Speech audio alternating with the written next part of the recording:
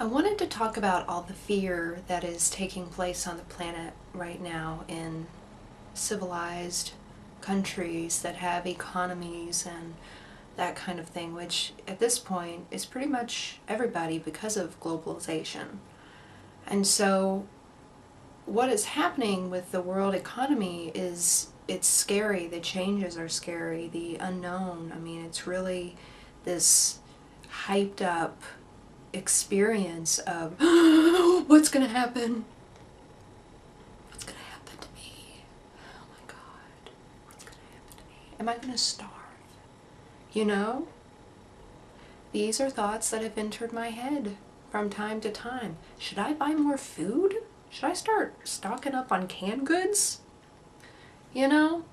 Because the way the media makes it out and the way a lot of like alternative, like YouTube media, spiritual or otherwise, radical, political, anarchist, some, of the Ron Paul movement, and like 9/11 truthies and that kind of thing. A lot of them, they're questioning things, they're questioning the matrix, and that's really good and helpful at breaking people's minds open to realizing that, there's some fucked up stuff going on the planet. But the downside of that perspective is, and others that are, just really focusing on the dangers, the past, these kinds of things. It's like, in order to wake up, it's good to understand the past, but the solutions don't lie in the past. They lie in our hearts. Because when you really think about it, in America, and many, all over the world, we have manifested enough things, enough material, to where we don't have to produce anything else. We've got enough. So we can stop industrialized, pollution and all of the stuff. We gotta learn how to share. To share the food, to share the homes, to work something out. And I'm not saying socialism or communism or anything like that. And again, that's something to scare people with. At least in America. I mean, we have all been brainwashed, in a sense, to be very independent and individualistic. So the likelihood of Big Brother coming in and all of us suddenly becoming socialist is not very likely. It's give yourself some credit. Give your neighbor some credit, And so we have enough. Our infrastructure is, as bad as they make it out to be, politically, I mean, it's pretty solid. So even if the worst case scenario happened, the 1930s, the Dust Bowl, the people starving. I mean, we didn't have FedEx, we didn't have all of these, technological transportation type ways of connecting and communicating and preventing mass starvation in this country, or mass, homelessness, if we learn how to share. Now, I'm not saying we are meant to not have boundaries. It's about looking at your life and saying, who do I feel comfortable sharing with, and sharing with them, whether it's what's on your mind, what's in your heart, what you own, what you possess, sharing. And then just letting it evolve from there. It's just like meditating on the concept will let it organically evolve in our culture. And so if everybody shares, nobody's got to starve, nobody's got to be on the street. you know? So there really isn't a problem if we choose for there to be solutions that are absolutely available to us.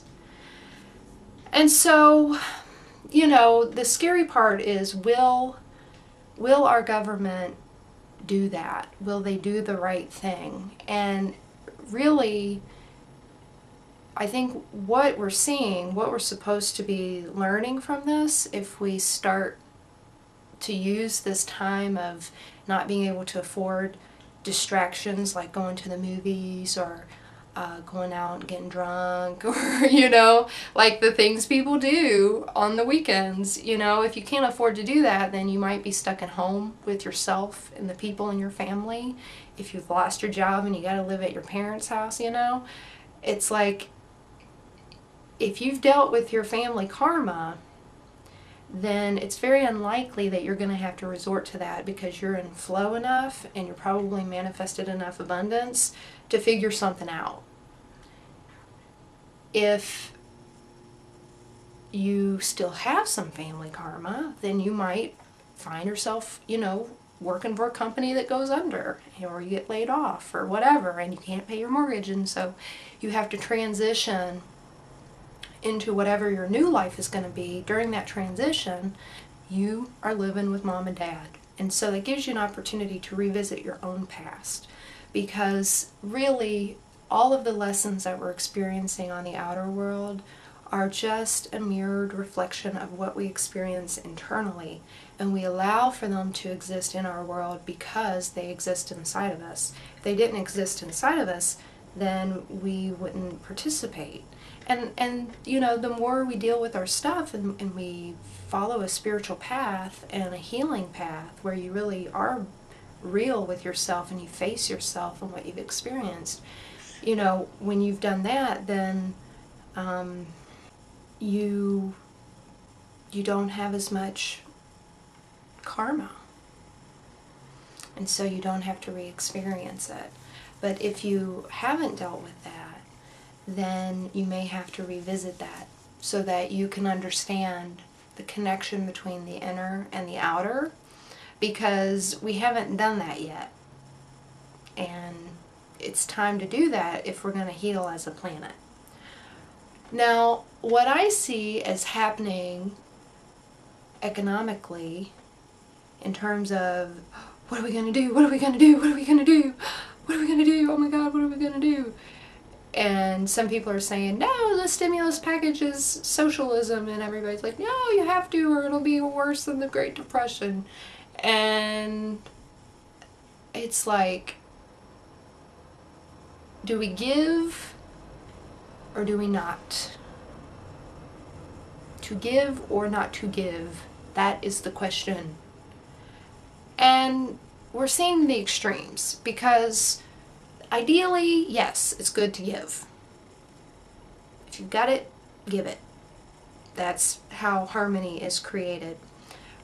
But we've been given a lot of credit, you know, and we took it, and now it's all crazy. And so in some ways, you know, to give, and this is the thing, who knows what the right answer is? It's probably a blend. It's a blend of these two extremes, these two dichotomies of, yes, you know, $7 trillion more dollars, to an economy that has been very irresponsible and doesn't have a plan and is just going to spend it, and, you know, it's not really going to change anything.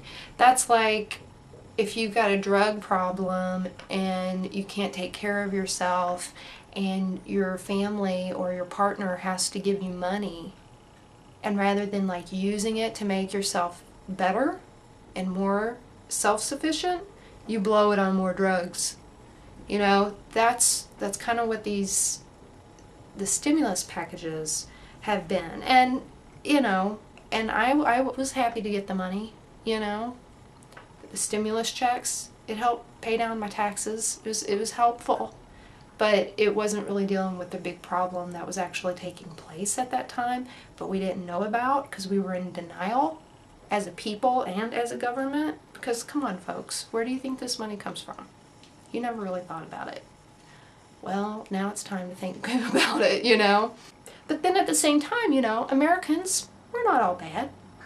We're hard workers. We're willing to do what it takes. Well, are we? Yeah. So don't let us crash, because we have potential. We have a unique potential on this planet because of being a melting pot, because of having a strong middle class, because of experiencing levels of balance that a lot of cultures don't experience or haven't experienced for the entirety of, or not entirety, but, well, that's the thing, like with Obama, you know, him being African American, or African American and white, it's like that is a balancing effect on a huge chapter of imbalance between the races in this country. And so now that that balance has been restored, it's like we can really, once and for all, it's like letting go of guilt, realizing that we are growing, and that's good. And there's a lot of cultures that don't do that. And so by believing in our good and having a sense of deservedness that both embodies like hard work and the ability to receive and take care of yourself and that kind of thing, when we embody that, we're likely to manifest that kind of outcome, and that's needed.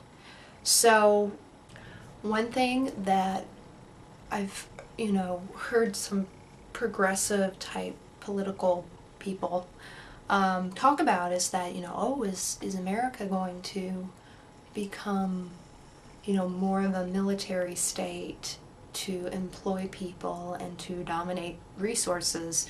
Will we get more military minded so that we can secure our resources through our army? And that's possible. It is possible. And then people speculate, well, if so many people are out of work and there's riots and police force is getting stronger and we're moving into a police state and all of that, it's like, well, yeah, that could happen too. It's happened other places. It's happened before, you know. It's not new. We just don't have to put our awakening energy towards that. Put it towards healing yourself and having like real loving relationships in your life and being vulnerable and, you know, putting your energy towards love rather than fear, because all of that is really scary. It's really scary, and it doesn't even have to happen. It doesn't have to happen. There's no reason in the world why all of these like Armageddon and 2012 disaster scenarios, they don't have to happen like that. Well, however you're imagining it, it just doesn't have to happen. And so while we're in this transitional period of trying to figure out what are we going to do, focus your heart on taking care of yourself, taking responsibility for the ways in which you haven't taken proper care of yourself, or you've used money irresponsibly, and clean up your karma with money. And think about the people in your life that you would be willing to share with, and start sharing your truth with them. And you may not have to share your home. You know, unless you want to. If you like that, that's fine. But if you're like me and you like to have some space and you don't want to live with your family anymore, then deal with those relationships and you can stay autonomous because you've already learned the big lessons. You know, a lot of people who join the military, they are kind of brainwashed by their family to think that's a noble thing to do. And in some regards it can be, but we don't have access to that. You know, the Army's not talking about their shadow side. If they were, then we could heal that shit from the past and not have to keep acting it out. But they don't own the Army, the military, they don't own their shit. And a lot of it is because of the brainwashing within family environments.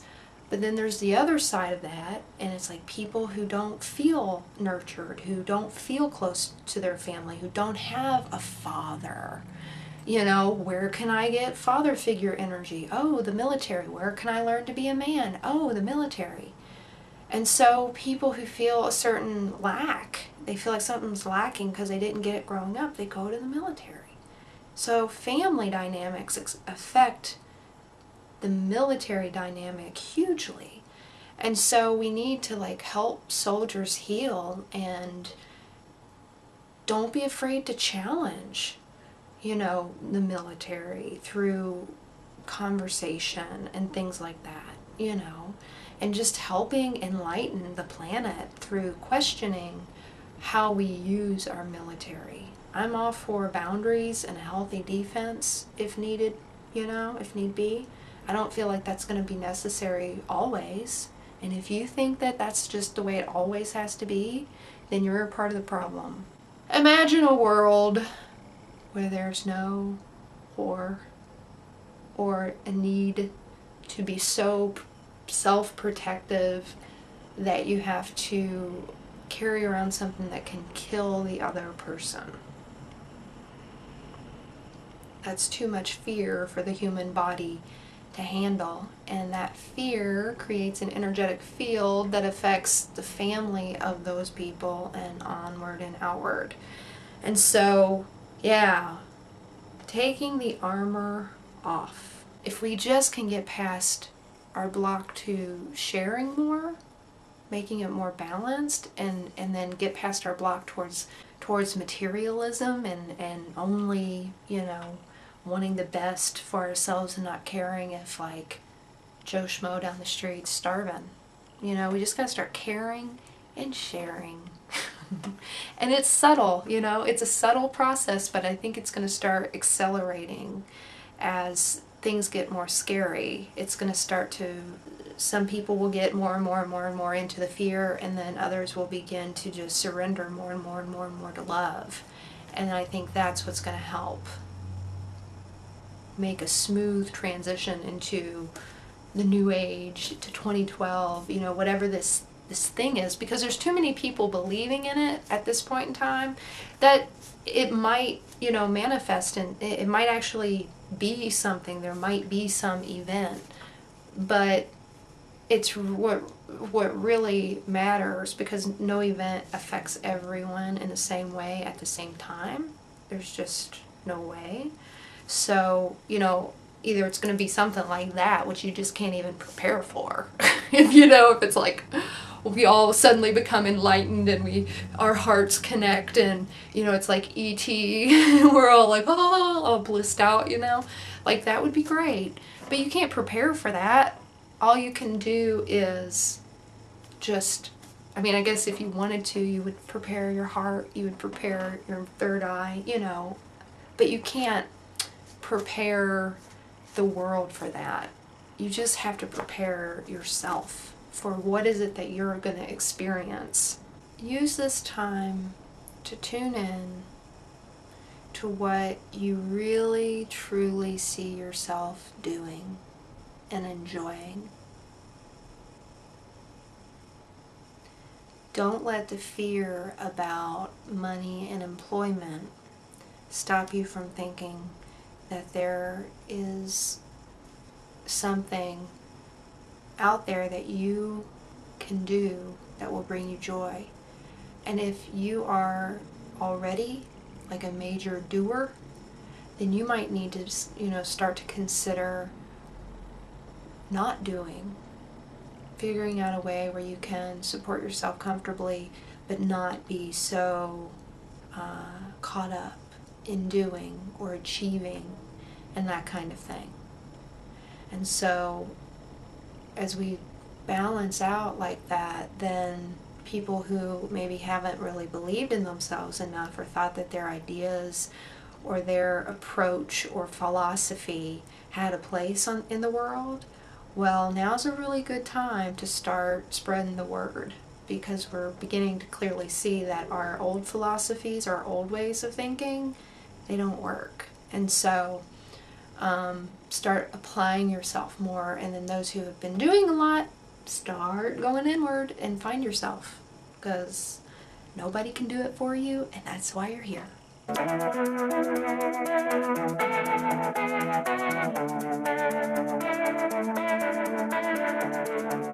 cut out the melodrama so we can wake up the whole wide world. Let's make up and start all over.